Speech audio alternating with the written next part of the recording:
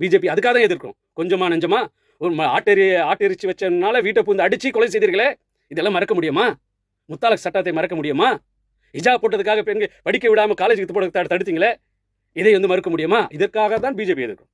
எந்த ஒரு இதுக்கும் கிடையாதுப்பா. நாங்கள் ஜனநாயக நாட்டில் வாழும் ஜனநாயக மக்களாக இருக்கிறோம். ஜனநாயக நாட்டில் அனைத்தும் வந்து அனைவருக்கும் சமம். கருத்துரிமை, பேச்சுரிமை அனைவருக்கும் சமம். ஆனால் இங்கே கருத்துரிமை கிடையாது. நீ பேசாதே, நீ தான் பேசணும். அவன் பேசினா என்னது? நாடு ஒரே நாடு, ஒரு இந்து நாடாக மாற்ற வேண்டும். இதுதான் உங்களுக்கு எப்படி இந்து நாடாக மாறும்?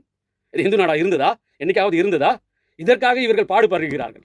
அதற்காக தான். ஏன் என்று சொன்னால் இங்கே கிறிஸ்தவன், முஸ்லீம்கள், இஸ்லாமியர்கள், இந்துக்கள், சீக்கியர்கள் அனைவருக்கும் சொந்தமான நாடு இந்த நாடு.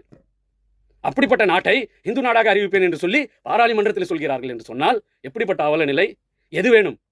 அண்ணன் தம்பி மாமன் மச்சனாக பழகில் இருந்த எங்களை பிரித்து ஜாதி ரீதியாக, மத ரீதியாக, மொழி ரீதியாக, உடை ரீதியாக பிரித்து சூழ்ச்சியாளர் செய்கிறார்களே, இவர்கள் தேவையா?